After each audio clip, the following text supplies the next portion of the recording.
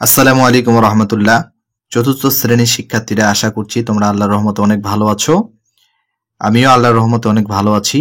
আজকে আমি তোমাদের সাথে আলোচনা করব আগামী 2 ডিসেম্বর থেকে যে তোমাদের তৃতীয় প্রান্তিক মূল্যায়ন 2024 পরীক্ষাগুলো অনুষ্ঠিত হতে যাচ্ছে, তার ধারাবাহিকতায় আমি আমার চ্যানেলে ভিডিওগুলো আপলোড করা শুরু করেছি। আমি ইতিপূর্বে তোমাদের যে ইংলিশ কোয়েশ্চেনটি, অর্থাৎ চতুর্থ শ্রেণীর যে ইংলিশ কোয়েশ্চেনটি, সেটা আমাদের চ্যানেলে দিয়ে দিয়েছি। তোমরা যদি না দেখে থাকো তাহলে সেটা দেখে নিবে। আজকে আমি যেই কোয়েশ্চেনটি নিয়ে আলোচনা করব সেটা হচ্ছে প্রাথমিক গণিত কোয়েশ্চেনটি, অর্থাৎ তোমাদের যে গণিত কোয়েশ্চেনটি আসবে সেই গণিত কোয়েশ্চেনটি নিয়ে আলোচনা করব। তোমরা জানো যে আমি যে কোয়েশ্চেনগুলো আলোচনা করছি এগুলো এমন কোয়েশ্চেন যে এই কোয়েশ্চেনগুলোই আশা করছি তোমরা পরীক্ষার হলে তোমরা এরকমই একটা কোয়েশ্চেন পেয়ে যাবে ইনশাল্লাহ।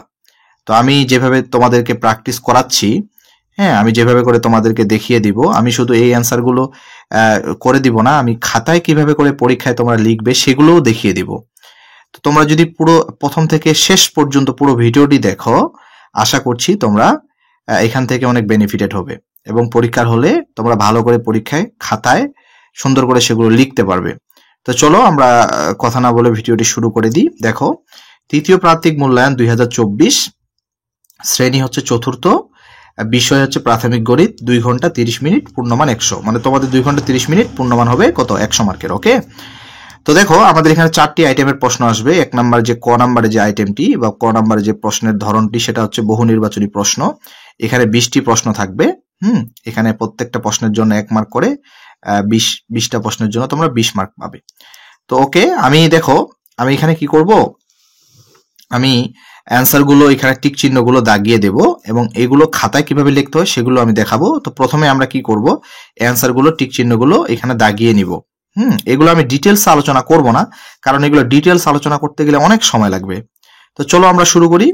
আচ্ছা, দেখো এখানে কি দেওয়া আছে, এখানে কয়েকটি সংখ্যা দেওয়া আছে এবং লেখা আছে যে 8, 7, 9, 0, 4, 3 দ্বারা গঠিত বৃহত্তম সংখ্যা কোনটি? এই যে বৃহত্তম, যদি বৃহত্তম বলে তাহলে তোমরা জানো যে তোমাদেরকে বড় থেকে ছোট সাজাতে হবে। যদি আমরা করি তাহলে আমাদের অ্যান্সার হবে কি? খ নাম্বারটি। তাহলে আমাদের অ্যান্সার কোনটা হবে? খ নাম্বার। ওকে, তাহলে 1 নাম্বার অ্যান্সার হচ্ছে খ। আচ্ছা, 2 নাম্বারটা দেখো। 2 নাম্বার বলছে বিয়োগফল নির্ণয়ের ক্ষেত্রে নিচের কোনটি সঠিক? বিয়োগফল নির্ণয়ের ক্ষেত্রে সঠিক কোনটা? ক নাম্বার, বিয়োজন বিয়োগ বিয়োজ্য, বিয়োজন বিয়োগ বিয়োজ্য। ওকে, আচ্ছা, এরপর দেখো 3 নম্বর প্রশ্নটি কি লেখা আছে? মা ও মেয়ের বয়স একত্রে 48 বছর। মেয়ের বয়স 9 বছর হলে মায়ের বয়স কত? ওকে, তাহলে আমরা এখানে অ্যান্সার পাবো কোনটি? অ্যান্সার কোনটি হতে পারে? ঘ নাম্বারটি, তাই না? আমরা যদি বিয়োগ করে দিই তাহলে আমাদের অ্যান্সারটি পেয়ে যাব। ওকে, আচ্ছা, 4 নম্বরে দেখো। 4 নম্বরে দেখো এখানে কি দেওয়া আছে যে 751 গুণন 10, এখানে খালি ঘরে কি বসবে? তার মানে এটা একটা গুণ, তাই না? এটা সহজ পদ্ধতিতে গুণ। 751 সাথে 10-এর একটি শূন্য বাড়িয়ে দিলেই আমরা অ্যান্সারটি পেয়ে যাব। তাহলে আমাদের অ্যান্সার কোনটি হবে? গ। আমাদের অ্যান্সার কোনটি হবে? গ। ওকে, আচ্ছা, এবার 5 নম্বর প্রশ্নটা দেখো। 5 নম্বর প্রশ্নটি বলছে 326 গুণিত 203 সমান সমান যদি সমান সমান কত হবে? 66,178। এখানে 326টা কি? মানে এই যে এখানে 326 আছে, এই যে 326, এটাকে কি বলা হয়? তো 326কে আমরা কি বলবো? আমরা বলবো গুণ্য, তাই না? আমরা কি বলবো? গুণ্য। গুণ্য, গুণক, গুণফল। তাহলে এটা হবে কি? গুণ্য, তাই না? আচ্ছা, একটি সংখ্যাকে 12 ভাগ করলে ভাগফল 13 হয়। তাহলে সংখ্যাটি কত হবে? একটি সংখ্যাকে 12 ভাগ করলে ভাগফল কত হয়? 13 হয়। তাহলে সংখ্যাটি কত হবে? সংখ্যাটি হবে 156। 156। ওকে, আচ্ছা, এক ব্যক্তির মাসিক আয় 9,000 টাকা। তিনি প্রতিদিন কত টাকা আয় করেন? আমরা কিন্তু 1 মাস সমান সমান কত জানি? 30 দিন, তাই না? তাহলে 1 মাস সমান সমান আমরা 30 দিন ধরবো, কারণ অনেক সময় 29 দিনও মাস হয়, অনেক সময় আবার 28 দিনও মাস হয়, তাই না? তো এখানে দেওয়া আছে 1 মাস সমান সমান 30 দিন ধরে কাজ করতে হবে। আচ্ছা, তাহলে আমাদেরকে কি করতে হবে? যে আমাদেরকে 9,000কে 30 দিয়ে ভাগ দিলে আমাদের কিন্তু অ্যান্সারটি পেয়ে যাব। তাহলে আমরা 7 নম্বরের আমরা অ্যান্সার কি পাচ্ছি বলতো? 300 টাকা, তাই না?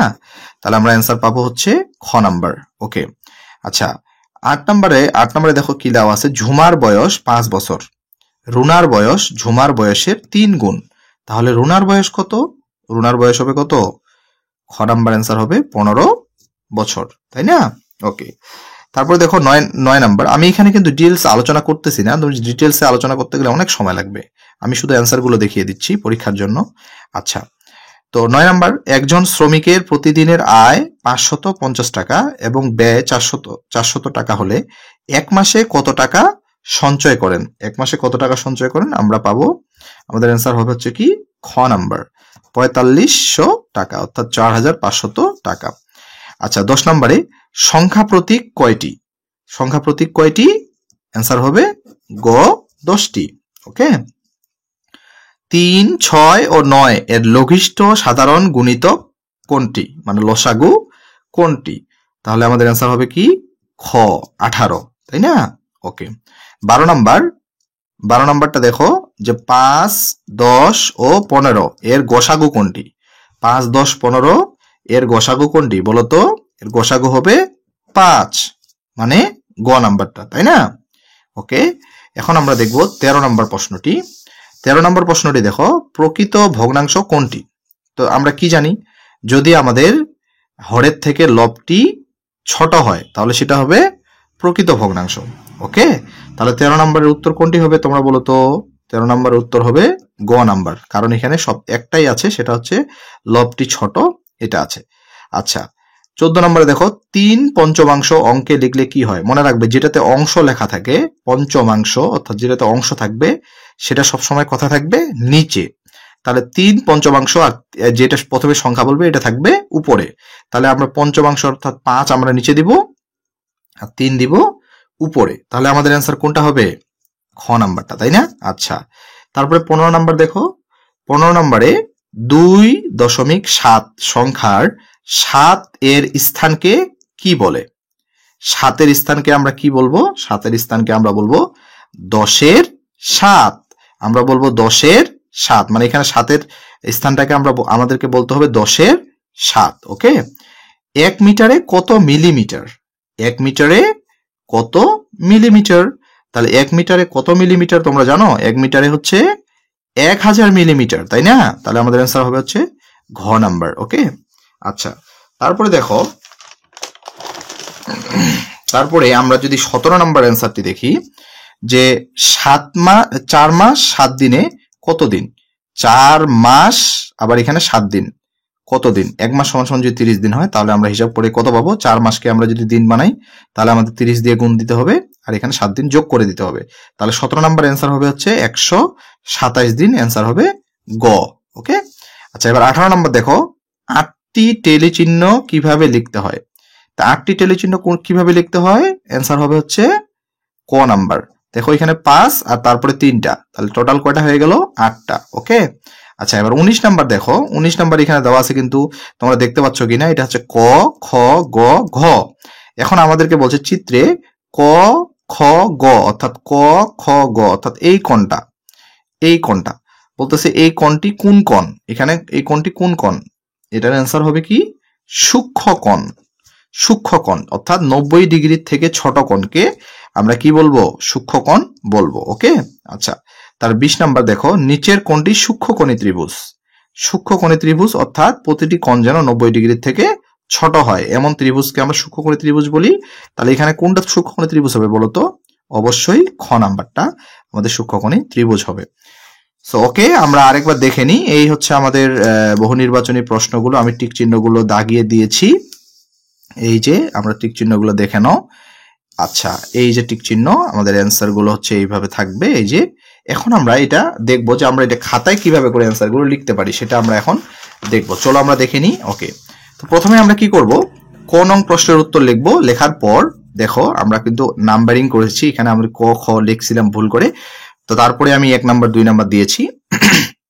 দেখো আমরা অ্যান্সার গুলো কিভাবে লিখবো, আমরা যেগুলো দাগিয়ে দিয়েছি সেগুলোই এখানে লিখেছি। 1 নং দিয়ে 1 নং উত্তর দিয়ে আমরা লিখবো খ, এইভাবে লিখবো। দেখো আমি অ্যান্সার গুলো জাস্ট দেখিয়ে দিচ্ছি, তোমাদের ওখান থেকে এইভাবে করে অ্যান্সার গুলো আমরা এখানে খাতায় এইভাবে করে তুলে নিব। ওকে, দেখো এই যে অ্যান্সার গুলো, হ্যাঁ অ্যান্সার গুলো দেখো, এই যে আমাদের 16 নাম্বার পর্যন্ত এখানে আছে, 15 থেকে 16 পর্যন্ত। তারপরে আমরা পরের পৃষ্ঠায় আমরা এইভাবে করে 17 থেকে 17 থেকে আমাদের 20 পর্যন্ত এখানে দেওয়া আছে। ওকে, আমি আরেকবার যদি তোমাদেরকে দেখাই তাহলে একটু ভালো হবে। এই যে দেখো, প্রথম থেকে তোমরা ভিডিওটি থামিয়ে অথবা স্ক্রিনশট দিয়ে আবার দেখতে পারো। এই যে আচ্ছা 9 পর্যন্ত, তারপরে দেখো এখানে এই যে 16 পর্যন্ত। ওকে, আচ্ছা তারপরে বাকি 17 থেকে এই বাকি যে অ্যান্সার গুলো সেগুলো হচ্ছে এই পাশে আছে। এই যে 20 পর্যন্ত অ্যান্সার এখানে। ওকে, আচ্ছা এবার আমরা 2 নম্বর প্রশ্নগুলো দেখি। 2 নম্বর যে প্রশ্নগুলো তোমাদের আসবে সেগুলো হচ্ছে শূন্য স্থান। 2 নাম্বার অর্থাৎ খ নাম্বার যে প্রশ্নগুলো আসবে সেগুলো হচ্ছে শূন্য স্থান পূরণ, যে কোনো 10টি। এখানে 12টি থাকবে, তোমাদের যে কোনো 10টি দিতে হবে। ওকে, আচ্ছা তারপরে আমি এখানে 12টির মধ্যে 12টি দেখিয়ে দিয়েছি। তোমরা যদি চাও তাহলে সেগুলোর মধ্যে 10টি বেছে বেছে তোমরা অ্যান্সার দিতে পারো। তো ওকে, শুরু করি আমরা। যে সংখ্যায় অঙ্কের সংখ্যা বেশি সেটি কি হবে? এখানে বৃহত্তর। এখানে বসবে হচ্ছে বৃহত্তর। যে সংখ্যায় অঙ্কের সংখ্যা বেশি সেটি বৃহত্তর। এখানে অ্যান্সার হচ্ছে বৃহত্তর হবে। 1 মিলিয়ন সমান সমান 10 লক্ষ। 1 মিলিয়ন সমান সমান 10 লক্ষ। এখানে অ্যান্সার হবে 10 লক্ষ। আচ্ছা, বিয়োজন বিয়োগ বিয়োগফল সমান সমান আমরা কি জানি? বিয়োজ্য। বিয়োজন বিয়োগ বিয়োগফল সমান সমান আমরা কি জানি? বিয়োজ্য। ওকে, আচ্ছা যে সংখ্যা দ্বারা গুণ করা হয় তাকে কি বলে? তাকে গুণক বলে। তাকে কি বলে? গুণক। ওকে, আচ্ছা ভাজ্যকে ভাজক দিয়ে ভাগ করলে যে সংখ্যা পাওয়া যায় তাকে কি বলে? ভাগফল বলে। তাকে কি বলে? ভাগফল। ওকে, আচ্ছা 6 নম্বরে আমরা দেখি, প্রত্যেক সংখ্যার অসংখ্য গুণিতক রয়েছে। এখানে কি হবে? অসংখ্য। অসংখ্য গুণিতক রয়েছে। ওকে, 7 নাম্বার, 2 ক্ষুদ্রতম কি সংখ্যা? মৌলিক সংখ্যা। 2 ক্ষুদ্রতম মৌলিক সংখ্যা। ওকে, 8 নাম্বার, যৌগিক সংখ্যার গুণনীয়কের সংখ্যা কমপক্ষে 3টি। যৌগিক সংখ্যার গুণনীয়কের সংখ্যা কমপক্ষে 3টি। তাহলে এখানে অ্যান্সার হচ্ছে 3টি। আমি এগুলো মুখে বলে দিচ্ছি, আমি এগুলো খাতায় লিখে দেখিয়েছি, তোমরা একটু পরে দেখতে পাবে। যাই হোক, আমরা আগে একবার দেখে নিই। আচ্ছা 9 নাম্বার হচ্ছে, যদি ভগ্নাংশের হরগুলো একই হয় বা একই থাকে তবে যে ভগ্নাংশের লব বড় সেটি সেই ভগ্নাংশটির মান কি হবে? বড়, তাই না? কি হবে? বড়। ওকে, আচ্ছা এবার 10 নাম্বার দেখো, যার কোনো প্রান্ত বিন্দু নাই, যার কোনো প্রান্ত বিন্দু নেই তাই কি? রেখা। যার কোনো প্রান্ত বিন্দু নেই তাই রেখা। এখানে কি হবে? রেখা। ওকে, 11 নাম্বার, যার 2টি প্রান্ত বিন্দু আছে বা যার 2টি প্রান্ত বিন্দু আছে তাকে আমরা কি বলবো? তাকে আমরা কি বলবো? তাকে আমরা বলবো রেখাংশ। তাহলে এখানে কি হবে? রেখাংশ। ওকে, যে ত্রিভুজের 3টি বাহুই অসমান তাকে আমরা কি বলবো? তাহলে এখানে কি বসতে পারে? বিষম ত্রিভুজ বলে। যে ত্রিভুজের 3টি বাহুই অসমান তাকে বিষম বাহু ত্রিভুজ বলে। তাহলে এখানে হবে বিষম বাহু ত্রিভুজ। তাহলে এখানে বিষম বাহু হবে। ওকে, তাহলে আমরা 2 নম্বর প্রশ্ন যে আমরা অ্যান্সার গুলো বললাম সেগুলো যদি আমরা খাতায় লিখি তাহলে কিভাবে হবে? দেখো, আমরা লিখবো খ নং প্রশ্নের উত্তর। লেখার পরে আমরা 1 নম্বরে দিয়ে লিখবো বৃহত্তর, 2 নম্বরে লিখবো 10, 3 নম্বরে লিখবো বিয়োজ্য, 4 নম্বরে লিখবো গুণক, হ্যাঁ, তারপরে 5 নম্বরে লিখবো ভাগফল, 6 নম্বরে লিখবো অসংখ্য, 7 নম্বরে লিখবো মৌলিক, হ্যাঁ, 8 নম্বরে লিখবো 3টি, 8 নম্বরে লিখবো 3টি, 9 নম্বরে লিখবো বড় এবং 10 নম্বরে লিখবো রেখা। আর 11 এবং 12 নম্বরের অ্যান্সার হচ্ছে 11 নম্বরে লিখবো রেখাংশ আর 12 নম্বরে লিখবো বিষম বাহু। ওকে, তো এই হচ্ছে আমাদের 10টি শূন্য স্থানের অ্যান্সার বা উত্তর। এখন আসো আমরা এখন দেখব যে গ নং প্রশ্নতে আমাদের কি প্রশ্ন থাকবে। গ নং প্রশ্নতে আমাদের প্রশ্ন থাকবে হচ্ছে সংক্ষিপ্ত প্রশ্ন। তো এখানেও থাকবে 12টি। এই 12টির মধ্যে আমাদেরকে উত্তর দিতে হবে 10টি। 10টিতে যদি তোমরা উত্তর দাও তাহলে একটাতে 2 মার্ক করে থাকবে এবং 10 দুগুণ আমরা কত নাম্বার পেয়ে যাব? 20 নাম্বার পেয়ে যাব। ওকে, তো আমি প্রশ্নগুলো পড়তেছি এবং এগুলোর অ্যান্সার গুলো আমি খাতায় কিভাবে লিখতে হয় সেগুলো দেখিয়ে দিয়েছি, আমরা খাতায় সেগুলো দেখব। ওকে, তাহলে দেখো 1 নাম্বার যে প্রশ্নটা সেটা হচ্ছে 1 অযুত কত হাজারের সমান? 1 অযুত কত হাজারের সমান? আচ্ছা, এটা ছিল 1 নাম্বার প্রশ্ন। 2 নাম্বার, গুণফল নির্ণয়ের সূত্রটি লেখো। 3 নাম্বার, গুণ্য কাকে বলে? 4 নাম্বার, নিঃশেষে বিভাজ্য না হলে ভাজ্য নির্ণয়ের সূত্র কি? নিঃশেষে বিভাজ্য না হলে ভাজ্য নির্ণয়ের সূত্র কি? ওকে, 5 নাম্বার, 3টি কলমের দাম 24 টাকা, 5টি কলমের দাম কত? 6 নাম্বার, সংখ্যা প্রতীক কাকে বলে? 7 নাম্বার, গুণিতক কাকে বলে? 8 নাম্বার, প্রকৃত ভগ্নাংশ কাকে বলে? 9 নাম্বার, এক দশমাংশ কাকে বলে? আচ্ছা 10 নাম্বার হচ্ছে 210 দিনে কত মাস? ওকে। 11 নাম্বার, কয়টি টেলি চিহ্ন খাড়া ভাবে লেখার পর একটি চিহ্ন আড়াআড়ি ভাবে দেওয়া হয়? খাড়া ভাবে, এটা ভাবে ব হবে। হ্যাঁ, তা কয়টি টেলি চিহ্ন খাড়া ভাবে দেওয়ার পর একটি চিহ্ন আড়াআড়ি ভাবে দেওয়া হয়? আচ্ছা 12 নাম্বার, কোণের আকৃতি পরিমাপের একক কি? কোণের আকৃতি পরিমাপের একক কি? এই হচ্ছে আমাদের 12টি প্রশ্ন। তোমরা 12টি প্রশ্ন একবার স্ক্রিনশট দিতে পারো। তারপরে আমরা এখন এই 12টি প্রশ্নের উত্তর খাতায় কিভাবে লিখতে হয় সেটা আমরা একটা একটা করে দেখছি। ওকে। আচ্ছা এখন দেখো, এই যে হচ্ছে আমাদের গ নং প্রশ্নের উত্তর। এই গ নং প্রশ্নের উত্তরগুলো আমরা এখন খাতায় এখানে এইভাবে লিখেছি। 1 নম্বরের উত্তর হবে হচ্ছে 10,000, 2 নম্বরের উত্তর হচ্ছে গুণক, 3 নম্বরের উত্তর হবে যাকে গুণ করা হয় তাকে গুণ্য বলে, যাকে গুণ করা হয় তাকে গুণ্য বলে। 4 নাম্বার উত্তর হচ্ছে ভাজ্য সমান সমান ভাজক গুণন ভাগফল যোগ ভাগশেষ। ওকে। আর 5 নাম্বার উত্তর হবে হচ্ছে 40 টাকা। 5 নাম্বার উত্তর কত টাকা হবে? 40 টাকা। আমি এখানে দেখিয়ে দিয়েছি। 24কে যদি আমরা 3 দ্বারা ভাগ দিই এবং 5 দ্বারা গুণ দিই তাহলে এখান থেকে পাবো 8 এবং 5 দিয়ে যদি আমরা গুণ দিই তাহলে হয়ে যাবে কত? 40। ওকে। আচ্ছা এরপর আমাদের 6 নাম্বার প্রশ্নের উত্তরটি হচ্ছে যে প্রতীকগুলো সংখ্যা লেখার জন্য ব্যবহার করা হয় সেগুলোকে সংখ্যা প্রতীক বলে। যে প্রতীকগুলো সংখ্যা লেখার জন্য ব্যবহার করা হয় সেগুলোকে সংখ্যা প্রতীক বলে। ওকে। 7 নাম্বার প্রশ্নের উত্তর হচ্ছে একটি সংখ্যা কোন সংখ্যা দ্বারা বিভাজ্য হলে প্রথমটিকে অন্যটির গুণিতক বলা হয়। একটি সংখ্যা কোন সংখ্যা দ্বারা বিভাজ্য হলে প্রথমটিকে অন্যটির গুণিতক বলা হয়। ওকে। 8 নাম্বার, 1 এর চেয়ে ছোট ভগ্নাংশকে প্রকৃত ভগ্নাংশ বলে। 1 এর চেয়ে ছোট ভগ্নাংশকে প্রকৃত ভগ্নাংশ বলে, অর্থাৎ যে সকল ভগ্নাংশের লব হর অপেক্ষা ছোট সেগুলো প্রকৃত ভগ্নাংশ। যে সকল ভগ্নাংশের লব হর অপেক্ষা ছোট সেগুলো প্রকৃত ভগ্নাংশ। আচ্ছা 8 নাম্বার প্রশ্ন পর্যন্ত আমরা দেখলাম। অ্যান্সারগুলো তোমরা আরেকবার দেখে নাও। এই যে 1 থেকে শুরু করে এই যে 8 পর্যন্ত আমাদের 8 পর্যন্ত উত্তরগুলো। ওকে। এরপর আমরা 9 নাম্বার উত্তরগুলো দেখি। ওকে, এই যে আমাদের 9 নাম্বার প্রশ্নের উত্তর এই পাশে দেওয়া আছে, আমি সেগুলো লিখে রেখেছি। আচ্ছা এই যে তোমাদের দেখো 9 নাম্বার প্রশ্নের উত্তরটি।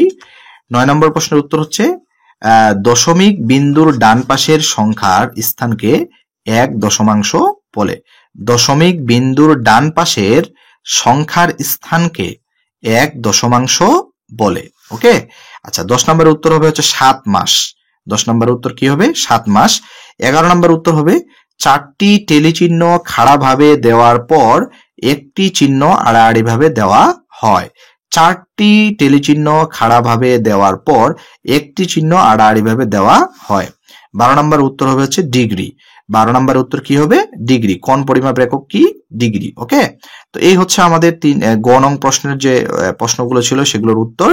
এখন আমরা সবচেয়ে যে বড় বড় প্রশ্নগুলো আছে সেগুলো হচ্ছে আমাদের টোটাল প্রশ্ন দিতে হবে 10টি। তার মধ্যে 10, 11, 12 এই 3টা প্রশ্ন অবশ্যই দিতে হবে এবং 10 এই 3টা প্রশ্ন সহ বাকি 7টা মিলিয়ে আমাদেরকে টোটাল প্রশ্ন দিতে হবে 10টি। একটি প্রশ্নের জন্য মান থাকবে 5, 5 10 50 মার্ক আমরা পেয়ে যাব। তো এগুলো আসলে প্রশ্নগুলো এইভাবে পড়ে অ্যান্সারগুলো দেখে তোমরা বুঝতে পারবে না। তারপর আমি প্রশ্নগুলো একবার পড়ি। আমি প্রশ্নগুলো একবার পড়তেছি, তারপর আমি প্রত্যেকটির উত্তর 13 পর্যন্ত একবারে 1 থেকে শুরু করে আমরা 13 পর্যন্ত দেখো প্রশ্নগুলো। এই যে প্রশ্নগুলো 1 থেকে শুরু করে একবারে 13 পর্যন্ত আমি প্রত্যেকটি প্রশ্নের উত্তর আমি খাতায় করে দেখিয়েছি। প্রত্যেকটি প্রশ্নের উত্তর আমি খাতায় করে দেখিয়েছি। হ্যাঁ, সেগুলো আমি তোমাদেরকে দেখাবো। এই যে দেখো প্রথম প্রশ্নটি যেটা দেওয়া আছে সেটা দেখো 1 নাম্বার, একটি গুদামে 8,375 বস্তা চিনি এবং 11,860 বস্তা গম ও 12,720 বস্তা চাল আছে। ওই গুদামে মোট কত বস্তা জিনিস আছে? তো এটা যদি আমরা দেখি তাহলে আমাদের অ্যান্সারটি হবে এরকম। আসলে আরেকটা জিনিস বলে রাখি, দেখো ক্লাস 4 যেহেতু তোমরা চতুর্থ শ্রেণী, তোমাদের একটা জিনিসের উপর খুব বেশি গুরুত্ব দেওয়া হয়েছে, সেটা হচ্ছে গাণিতিক বাক্য। অর্থাৎ তোমাদের প্রত্যেকটি অঙ্ক গাণিতিক বাক্যের সাহায্যে বেশি তোমাদের বইয়ে করিয়ে দেখানো হয়েছে। এই জন্য আমি আমার উত্তরগুলো গাণিতিক বাক্যের সাহায্যেই করিয়েছি, হ্যাঁ, যেন যেন তোমরা হচ্ছে ভালো করে সেটা বুঝতে পারো, কারণ তোমরা এতদিন ধরে গাণিতিক বাক্যের প্র্যাকটিস করেছো। তো দেখো এখানে প্রশ্নটা আমরা আরেকবার দেখি। একটি গুদামে 8,375 বস্তা চিনি, 11,860 বস্তা গম এবং 12,720 বস্তা চাল আছে। ওই গুদামে মোট কত বস্তা জিনিস আছে?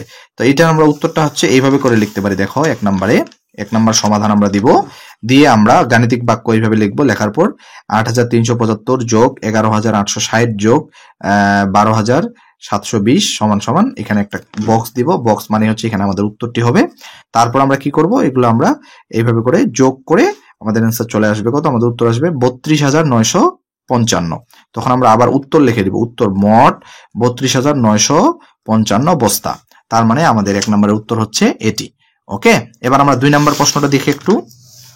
2 নম্বর আমাদের প্রশ্নটি যেটা আছে সেটা হচ্ছে, সেলিম তার মুরগির খামার থেকে 185টি মুরগি বিক্রি করলেন।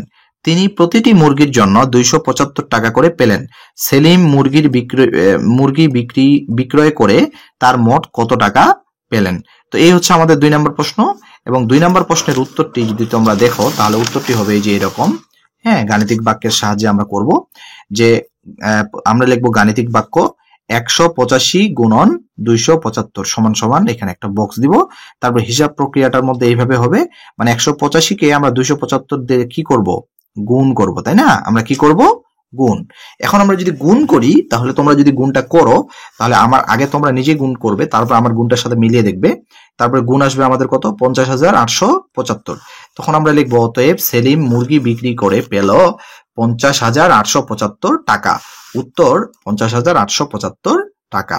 ওকে, তাহলে এইভাবে করে আমরা 2 নম্বর প্রশ্নের উত্তরটি দিয়ে দিতে পারি। ওকে, আচ্ছা, এবার আমরা 3 নম্বর প্রশ্নটি দেখব। 3 নম্বর প্রশ্নটি যদি তোমরা দেখো তাহলে দেখো এখানে কি দেখা যাচ্ছে যে 1,716 অর্থাৎ 1716 মিটার লম্বা একটি তারকে 78টি সমান ভাগে ভাগ করা হলে প্রতি ভাগের দৈর্ঘ্য কত মিটার হবে? ওকে, মানে 1700 অর্থাৎ 1,716 মিটার লম্বা একটি তারকে 78টি সমান ভাগে ভাগ করা হলে প্রতি ভাগের দৈর্ঘ্য কত মিটার হবে? তো এটা যদি 3 নম্বর প্রশ্নের উত্তরটি যদি আমরা দেখি খাতার মধ্যে, তাহলে আমাদের উত্তরটি হবে এই যে এরকম। আমরা যদি গাণিতিক বাক্যের সাহায্যে করি তাহলে আমাদের 3 নং প্রশ্নের সমাধান উত্তর আমরা লিখব। লেখার পরে আমরা লিখবো গাণিতিক বাক্য। গাণিতিক বাক্য লেখার পর দেখো 1716 ভাগ 78 দিয়ে সমান সমান দিয়ে এখানে একটা খালি বক্স দিয়ে দিব। তারপর আমরা 78 দিয়ে 1716কে ভাগ করব। তো 78 দিয়ে 1716কে ভাগ করলে আমাদের উত্তর আসবে কত? 22। তোমরা নিজে আগে ভাগ করবে, ভাগ করে তারপর আমার উত্তরটির সাথে মিলিয়ে নিবে। তাহলে উত্তর হবে প্রতি ভাগের দৈর্ঘ্য 22 মিটার। প্রতি ভাগের দৈর্ঘ্য কত মিটার? 22 মিটার। তাহলে এটা হচ্ছে আমাদের 3 নং প্রশ্নের সমাধান। ওকে, আচ্ছা, তাহলে আমরা এবার 4 নং প্রশ্নতে চলে যাই।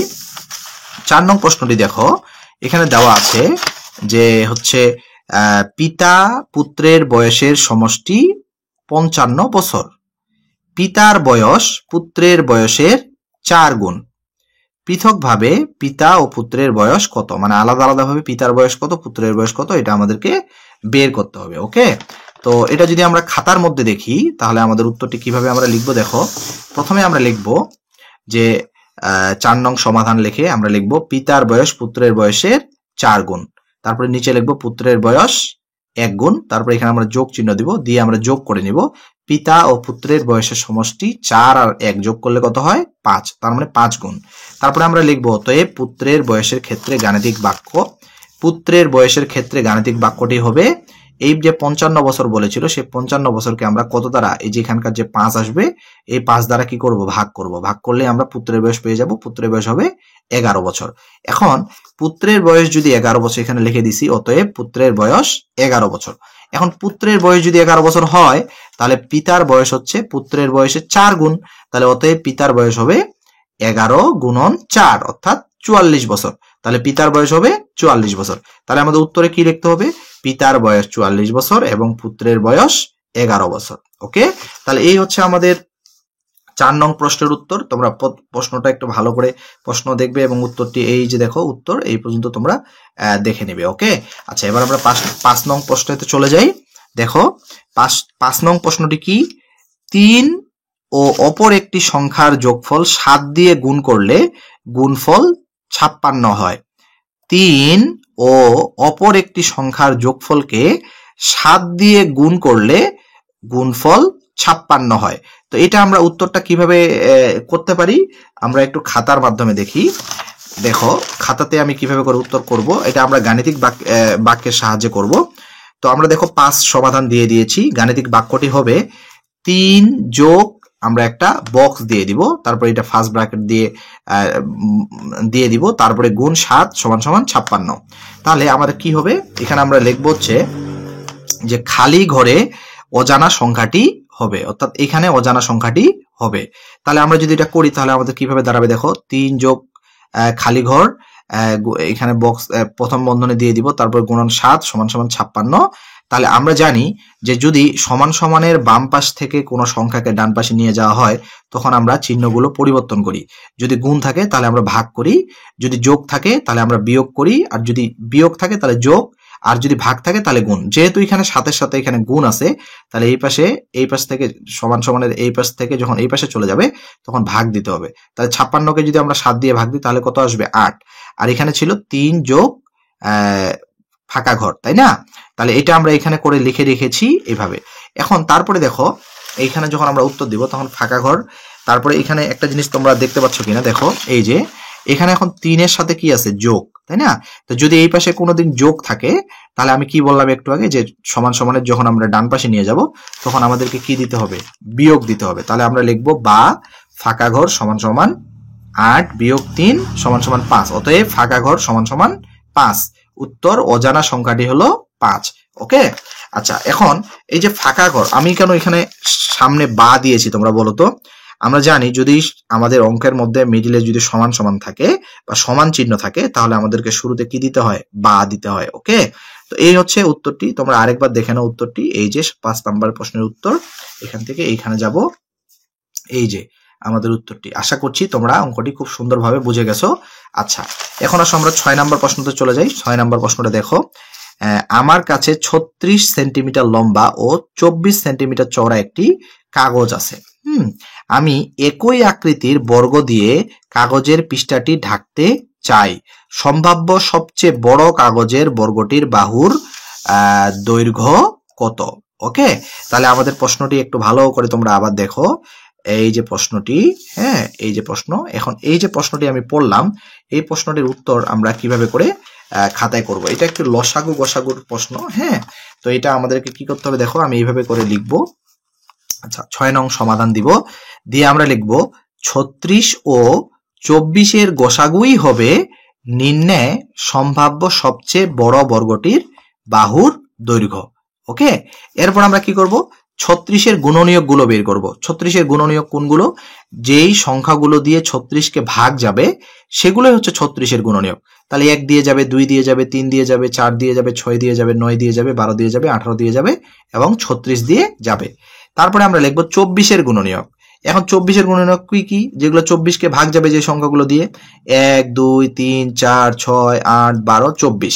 এখন আমরা কেন এগুলো গোল দিয়েছি তোমরা বলো তো? আমরা গোল দিয়েছি যে এই 36 এর গুণনীয়ক এবং 24 এর গুণনীয়ক গুলোর মধ্যে যেগুলো মিল আছে, যেমন 1 মিলে গেছে, 2 মিলে গেছে, 3 মিলে গেছে, 4 মিলে গেছে, 6 মিলে গেছে এবং 12 মিলে গেছে। তো যেগুলো মিলে যায় সেগুলোকে আমরা বলি সাধারণ গুণনীয়ক। সেগুলোকে আমরা কি বলি, সাধারণ গুণনীয়ক। তাহলে আমরা কিভাবে লিখবো, 36 ও 24 এর সাধারণ গুণনীয়ক গুলো হলো 1 2 3 4 6 12। এদের মধ্যে সবচেয়ে বড় সাধারণ গুণনীয়কটি হলো 12। তা আমরা জানি গসাগুর ক্ষেত্রে সবচেয়ে বড় যেটা সাধারণ গুণনীয়ক, দেখো এগুলো অনেকগুলো সাধারণ গুণনীয়ক আছে কিন্তু সবচেয়ে বড় কে, 12। তাহলে গসাগুর ক্ষেত্রে সবচেয়ে বড় সাধারণ গুণনীয়কটি আমাদেরকে নিতে হয়। ওকে, এই জন্য আমরা লিখছি অতএব 36 ও 24 এর গরিষ্ঠ সাধারণ গুণনীয়কটি অর্থাৎ গসাগুটি হলো 12। ওকে, তাহলে সুতরাং সম্ভাব্য সবচেয়ে বড় বর্গটির বাহুর দৈর্ঘ্য হবে 12 সেমি, উত্তর 12 সেমি। ওকে, তাহলে আমরা আরেকবার প্রশ্নটি দেখি। এই যে হচ্ছে প্রশ্নটির উত্তরটি আমরা আরেকবার দেখি। উত্তরটি তোমরা যদি ভিডিওটি থামিয়ে আরেকটু দেখবে, দেখে তারপর পড়ে তারপর আরেকবার তোমরা এটা খাতায় করবে, তাহলে তোমাদের উত্তরটি সহজ হয়ে যাবে। ওকে, তো ওকে, এরপরে আমরা পরের প্রশ্নটি দেখি। পরের প্রশ্নটি হচ্ছে আমাদের 7 নং প্রশ্ন। সেটা হচ্ছে যে গাণিতিক প্রতীক ব্যবহার করে নিচের ভগ্নাংশগুলোকে ছোট থেকে বড় ক্রমে সাজাও। ভিডিওটি একটু বড় হয়ে যাচ্ছে, তো আমি ভিডিওটি বড় করার কারণ হচ্ছে যে আমি একটি ভিডিওতে সম্পূর্ণটা দেখিয়ে দিয়েছি, যাতে করে তোমাদের ক্লাসটি করতে সুবিধা হয় এবং এক জায়গায় যেন তোমরা সবকিছু পেয়ে যাও, এই জন্য। তো যাই হোক, তোমরা একটু ধৈর্য ধরে ভিডিওটি শেষ পর্যন্ত দেখবে, আশা করছি তোমাদের এখান থেকে লাভবান হবে। তো ওকে, গাণিতিক প্রতীক ব্যবহার করে নিচের ভগ্নাংশগুলোকে ছোট থেকে বড় ক্রমে সাজাও, অর্থাৎ এগুলো আমরা ছোট থেকে বড় ক্রমে সাজাবো। তো তার আগে একটু কথা বলে নিই, সেটা হচ্ছে আমরা জানি যে এই যে নিচে যেগুলো থাকে এগুলোকে কি বলা হয়? হর। আর উপরে যেগুলো থাকে এগুলোকে কি বলা হয়? লব। তাহলে আমি একটা ছোট্ট কথা বলি, সেটা যদি মনে রাখতে পারো, তাহলে তোমাদের বিষয়টা সহজ হয়ে যাবে। যে যদি আমাদের হরগুলো একই হয়, যদি আমাদের হরগুলো একই হয়, তাহলে যেই ভগ্নাংশটির লবটা হচ্ছে বড়, এই যে যেই ভগ্নাংশটির লবটি বড়, সেটাই হচ্ছে সব থেকে বড় ভগ্নাংশ। ওকে, আর যদি লবগুলো একই হয়, যদি লবগুলো একই হয়, তাহলে যেই ভগ্নাংশটির হরটি ছোট, যেই ভগ্নাংশটির হরটি ছোট, সেটাই হচ্ছে সব থেকে বড় ভগ্নাংশ। আমি আরেকবার বলি, যদি আমাদের হরগুলো একই হয়, তাহলে যার লব বড় সেটাই বড়, কিন্তু যদি লবগুলো একই হয়, তাহলে যার হর ছোট সেটাই হচ্ছে সব থেকে বড়। ওকে, এখন আমরা যদি এটা খাতার মধ্যে দেখি, তাহলে দেখো, আমরা যদি এটার উত্তরটা দেখে নিই, তাহলে আমাদের উত্তরটি হবে এরকম। আমরা 7-এর 1 নাম্বার যে প্রশ্নটির উত্তর, 7-এর 1 নাম্বার, সেটা আমরা কিভাবে দিব দেখো। যে এখানে প্রত্যেকটি ভগ্নাংশের হর 7, অর্থাৎ সমান। সুতরাং লবগুলোকে ছোট থেকে বড় ক্রমে সাজালে পাই, লবগুলোকে যদি আমরা ছোট থেকে বড় ক্রমে সাজাই, সেটা হচ্ছে প্রথমে 2, তারপরে 3, তারপরে 6, তারপরে 7, অর্থাৎ আমরা ছোট থেকে বড় ক্রমে সাজাচ্ছি। অর্থাৎ ভগ্নাংশগুলোকে ছোট থেকে বড় ক্রমে সাজালে হবে, তাহলে আমরা এখন ভগ্নাংশগুলোকে যদি ছোট থেকে বড় সাজাই, তাহলে দেখো 7-এর 2 এটা ছোট, তারপর 7-এর 3 এর থেকে এটা বড়, এর থেকে এটা বড়, এর থেকে এটা সব থেকে বড়। তাহলে উত্তর হবে কত? এইভাবে 7-এর 2 এর থেকে বড় হচ্ছে 7-এর 3, 7-এর 6, 7-এর 7, এইভাবে করে হবে। তার মানে আমরা ছোট থেকে বড় ক্রমে সাজালাম, তাই না? তো এই হচ্ছে আমাদের 7-এর 1-এর উত্তর, তোমরা একটু দেখে নাও। ওকে, এবার আমরা 7-এর 2 এরটা দেখবো। 7-এর 2 এর উত্তরটি হচ্ছে এটা, যে এখানে প্রত্যেকটি ভগ্নাংশের লব 4, অর্থাৎ সমান। সুতরাং ভগ্নাংশগুলোকে বড় থেকে ছোট ক্রমে সাজালে আমরা পাই, প্রথমে হবে 11, তার থেকে ছোট হচ্ছে 9, তার থেকে ছোট হচ্ছে 7, তার থেকে ছোট হচ্ছে 5। তাহলে অর্থাৎ ভগ্নাংশগুলোকে ছোট থেকে বড় ক্রমে সাজালে আমাদের হবে যে আমরা প্রথমে 11-এর 4, এর থেকে বড় হচ্ছে তোমার হচ্ছে 9-এর 4, তার থেকে বড় হচ্ছে 7-এর 4, তার থেকে বড় হচ্ছে 5-এর 4। দেখো সব থেকে বড় কোনটা তাহলে বলো তো? সব থেকে বড় হচ্ছে এইটা, তাই না? কেন? কারণ দেখো উপরের লবগুলো হচ্ছে একই, তাহলে যার হচ্ছে হরটি ছোট সেটাই সব থেকে বড়। তাহলে এটা যদি বড় হয়, তাহলে সব থেকে ছোট হচ্ছে এটা, এই জন্য আমরা ছোট থেকে বড় ক্রমে সাজিয়েছি। উত্তর হচ্ছে এটা। ওকে, তাহলে আমরা উত্তরটি আরেকবার দেখে নিই। এই যে হচ্ছে আমাদের উত্তর 7-এর 2 এর। ওকে, এবার আমরা চলে যাই আমাদের 8 নং প্রশ্নে। 8 নং প্রশ্নটি দেখো। 8 নং প্রশ্নটি হচ্ছে এই যে দশমিকের যোগ, 1.2, 3.6, 2.8, 1.5, 4.7, 3.9 এর যোগ করতে বলেছে। তো এটা খুব ছোট প্রশ্ন, এটা আমরা একটু দেখে নিই। এই যে হচ্ছে আমাদের এটার উত্তর। হ্যাঁ, তোমরা দশমিকের যোগ আশা করছি পারো। দশমিকের যোগ কিছু না, শুধু যোগের মতোই সেম, শুধু দশমিকটা বসিয়ে দিতে হবে। এই হচ্ছে উত্তরটি। ওকে, তো 8 নং প্রশ্নটি আমি ডিসকাস করতেছি না, কারণ এটা তোমরা পারো। ওকে, এবার আসো 9 নম্বর প্রশ্নটা যদি আমরা দেখি, যে সালমার বয়স 10 বছর 9 মাস এবং মিতার বয়স 12 বছর 0 মাস। সালমা এবং মিতার বয়সের পার্থক্য কত? তাহলে আমাদেরকে বিয়োগ করতে হবে বয়সগুলো, তাই না? তো বয়সের অঙ্কতে আমরা কিভাবে করে বিয়োগ করব দেখো। প্রথমে উপরে আমরা লিখবো বছর, তারপরে মাস, তারপরে আমরা যেটা যার বয়স বেশি সেটা উপরে লিখবো 12 বছর 0 মাস, তারপর নিচে লিখবো 10 বছর 9 মাস। তো আমরা যখন বিয়োগ করব, যদি দেখি যে উপরে ছোট আছে অথবা 0 আছে, তখন আমরা মাস যেহেতু, তাহলে এটাকে আমরা কত ধরে নিব? 12। এটাকে আমরা কত ধরে নিব 12। তাহলে 9 থেকে যদি আমরা 12 থেকে যদি আমরা 9 বিয়োগ করি তাহলে আসবে কত 3। তো এখানে যেহেতু আমরা 12 ধরে নিয়েছি এজন্য আমাদের 1 বছর বেড়ে গেল। ওই 1 বছর আমাদের 10 এর সাথে যোগ করে দিতে হবে। তাহলে 10 আর 1 যোগ করলে 11। 12 থেকে 11 বাদ দিলে কত হয় 1, তাই না? তাহলে এখানে হলো 1 বছর 3 মাস। তাহলে আমরা লিখবো যে সালমা এবং মিতার বয়সের পার্থক্য 1 বছর 3 মাস। উত্তর 1 বছর 3 মাস। ওকে, তাহলে প্রশ্নটির উত্তরটি হচ্ছে এটা। তোমরা 9 নম্বর প্রশ্নের উত্তরটি দেখে নাও, খুব ছোট প্রশ্ন। হ্যাঁ, এখানে অবশ্যই 12 ধরবা, এটাই আর কি ভুল হয়। হ্যাঁ, ওকে। এবার আমরা 10 নম্বর প্রশ্নটি দেখি। 10 নম্বর প্রশ্নটা হচ্ছে হাসান তার পরিবারের জন্য 1.5 কেজি গোস্ত কিনলো। তা থেকে কিছু পরিমাণ গোস্ত খাওয়ার পর 895 গ্রাম অবশিষ্ট রইল। তারা কতটুকু গোস্ত খেয়েছিল কেজি এবং গ্রামে প্রকাশ করো। এই যে গোস্তটি, এই গোস্তটি আমাদেরকে কেজি এবং গ্রামে প্রকাশ করতে হবে। তো এটা যদি আমরা খাতায় লিখি তাহলে আমাদের উত্তরটা কি হবে দেখো। এই যে 10 নং সমাধান, 1 কেজি সমান সমান হচ্ছে 1000 গ্রাম বা গ্রা। 1.5 কেজি সমান সমান হচ্ছে 1.5 গুণন 1000 গ্রাম, তার মানে 1500 গ্রাম, অর্থাৎ 1500 গ্রাম হচ্ছে, তাই না? 1.5 দিয়ে যদি আমরা 1000 কে গুণ দিই তাহলে কত হচ্ছে 1500 গ্রাম। ওকে, তারপরে দেখো এখানে যদি আমরা গাণিতিক বাক্যটা এইভাবে লিখি, হ্যাঁ, এই গাণিতিক বাক্যটা যদি আমরা লিখি তাহলে আমাদের কি হবে দেখো। আমাদেরকে কি করতে হবে, প্রথমে 1500 থেকে 895 গ্রাম বিয়োগ দিয়ে অ্যান্সারটি বের করতে হবে। এই জন্য আমরা লিখবো 1500 বিয়োগ 895 সমান সমান খালি বক্স, অর্থাৎ এখানে উত্তরটি আসবে। তাহলে 1500 থেকে যদি আমরা 895 বিয়োগ করি তাহলে আমাদের আসবে কত 605 গ্রাম। এই যে 605 গ্রাম, তার মানে তারা 605 গ্রাম গোস্ত খেলো। এখন 605 গ্রামকে আমরা যদি কেজি বানাই তাহলে গ্রাম থেকে যখন আমরা কেজি বানাবো তখন অবশ্যই 1000 দিয়ে কি করতে হবে, ভাগ করতে হবে। তাহলে 605 কে যদি আমরা 1000 দিয়ে ভাগ করি তাহলে আমাদের উত্তর আসবে 0.605 কেজি। কারণ কি 1 কেজি সমান সমান 1000 গ্রাম। তাহলে উত্তর হবে কত, উত্তর আমরা যদি কেজিতে বলি তাহলে হবে 0.605 কেজি, এবং যদি গ্রামে বলি তাহলে হবে 605 গ্রাম। ওকে, তাহলে তোমরা উত্তরটি আরেকবার দেখে নাও। এই যে 10 নম্বরের উত্তর, এই যে এখান থেকে শুরু হবে, এবং এখানে আসে এইভাবে শেষ হবে। আশা করছি তোমরা উত্তরটি দেখতে পাচ্ছ। হ্যাঁ, ওকে, তাহলে এইভাবে করে উত্তরটি থামিয়ে আরেকবার দেখে নিবে। ওকে, ভিডিওটি অনেক বড় হয়ে যাচ্ছে তো আমি এই জন্য তাড়াহুড়া করতেছি, তোমরা একটু উত্তরগুলো দেখে নাও। আচ্ছা, তারপরে দেখো 11 নাম্বার, এখানে আমাদের দেওয়া আছে যে চতুর্থ শ্রেণীর শিক্ষার্থীরা তাদের সহপাঠীদের সাথে আলোচনা করে তাদের পছন্দের ফল অনুযায়ী নিচে সারণীটি তৈরি করলো। ফলের নামগুলো এখানে দিয়েছে এবং শিক্ষার্থীর সংখ্যা এখানে দিয়েছে, তোমরা দেখতে পাচ্ছ, আমি এগুলো না পড়ি।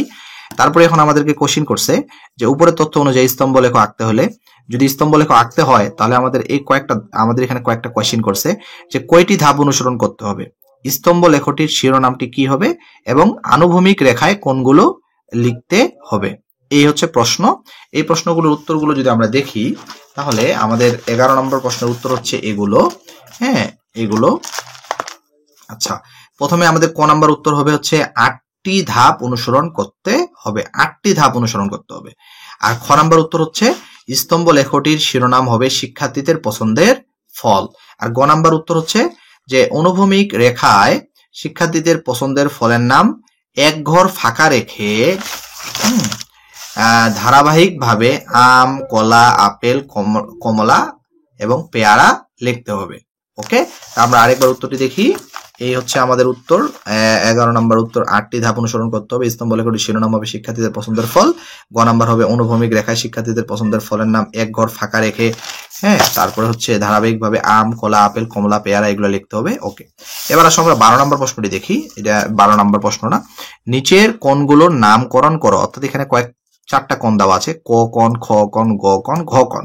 তো এই 4টা কোণের নাম কি আমরা একটু খাতায় একটু তাড়াতাড়ি দেখি। এই যে দেখো, এখানে 12 নম্বর উত্তর হচ্ছে ক কোণটি হলো স্থূলকোণ, খ কোণটি হলো সমকোণ, গ কোণটি হলো সরল কোণ এবং ঘ কোণটি হলো সূক্ষ্ম কোণ। ক কোণটি হলো স্থূলকোণ, খ কোণটি সমকোণ, গ কোণটি সরল কোণ এবং ঘ কোণটি সূক্ষ্ম কোণ। ওকে, এবার আমরা 13 নং প্রশ্নটি দেখি। 13 নং প্রশ্নটি হচ্ছে দেখো, রূপা ও মনির কাছে একসাথে 875 টাকা রয়েছে। মনির কাছে রূপার চেয়ে 125 টাকা বেশি রয়েছে। মনি আর রূপা প্রত্যেকের কাছে কত টাকা আছে? এটা যদি আমরা উত্তরটি দেখি খাতায় তাহলে আমরা 13 নং প্রশ্নের উত্তরটি এইভাবে দেখতে পাবো যে আমরা প্রথমে লিখবো 13 নং সমাধান। মোট টাকা থেকে মনির বেশি টাকা বাদ দিলে 2 জনের টাকার পরিমাণ সমান হবে। প্রাপ্ত টাকার পরিমাণকে 2 দ্বারা ভাগ করলে রূপার টাকা পাওয়া যাবে। ওকে, আমি আরেকবার পড়ি। মোট টাকা থেকে মনির মনির বেশি টাকা বাদ দিলে দুজনের টাকার পরিমাণ সমান হবে। প্রাপ্ত টাকার পরিমাণকে 2 দ্বারা ভাগ করলে রূপার টাকা পাওয়া যাবে। এক্ষেত্রে আমাদের গাণিতিক বাক্যটা কি হবে? আমরা করব কি 875 থেকে 125 টাকা কি করব? বিয়োগ করব। তারপর সেটা 2 দ্বারা ভাগ করব। তাহলে আমাদের উত্তর আসবে এইখানে, তাই না? তো এটা আমাদের কিভাবে আসবে দেখো। প্রথমে আমরা কি করব? বিয়োগ করব।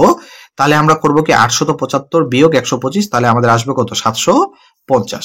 এখন এই 750 কে যদি আমরা 2 দ্বারা ভাগ করি তাহলে আমাদের উত্তর আসবে কত? 375। আমরা যদি এখানে ভাগ করি, আমি ভাগটি দেখিয়ে দিয়েছি, আশা করছি তোমরা ভাগগুলো পারো। তো ভাগগুলো করে আবার আমার সাথে অ্যান্সারগুলো মিলিয়ে নিবে। তারপর দেখো আমরা এখানে লিখবো অতএব রূপার টাকার পরিমাণ হচ্ছে 375 টাকা আছে রূপার কাছে। সুতরাং মনির কাছে আছে 375 যোগ 125, কারণ যেহেতু মনির 125 টাকা বেশি আছে, তাহলে 375 যোগ 125 টাকা অর্থাৎ সমান সমান 500 টাকা। তাহলে উত্তর হবে রূপার কাছে আছে 375 টাকা এবং মনির কাছে আছে 500 টাকা। ওকে, তো এই হলো আমাদের পরের প্রশ্নের উত্তর। তো যাই হোক, আজকের প্রশ্নটির উত্তরটি সমাধান করতে আমাদের অনেক সময় লেগেছে। অনেক সময় ধরে তোমরা ভিডিওটি শেষ পর্যন্ত দেখেছো, এই জন্য তোমাদেরকে ধন্যবাদ। কারণ তোমরা এই ভিডিওটা দেখেছো, আশা করছি তোমরা এখান থেকে অনেক কিছু শিখেছো, তাই না? হ্যাঁ, তো ভিডিওটি তৈরি করতেও আমার অনেক পরিশ্রম হয়েছে। তোমরা যারা ভিডিওটি শেষ পর্যন্ত দেখলে তারা আমার জন্য দোয়া করবে এবং অবশ্যই আমার চ্যানেলটিকে সাবস্ক্রাইব করবে এবং তোমার বন্ধুদের সাথে শেয়ার করবে। তো আমিও তোমাদের জন্য দোয়া করি, তোমাদের জন্য পরীক্ষা অবশ্যই ভালো হয়। হ্যাঁ, তো যাই হোক, আগামী পর্ব বা আগামী ক্লাস দেখার আমন্ত্রণ জানিয়ে আজকে এখানেই বিদায় নিচ্ছি। সবাই ভালো থেকো, সুস্থ থেকো। আসসালামু আলাইকুম ওয়া রাহমাতুল্লাহ।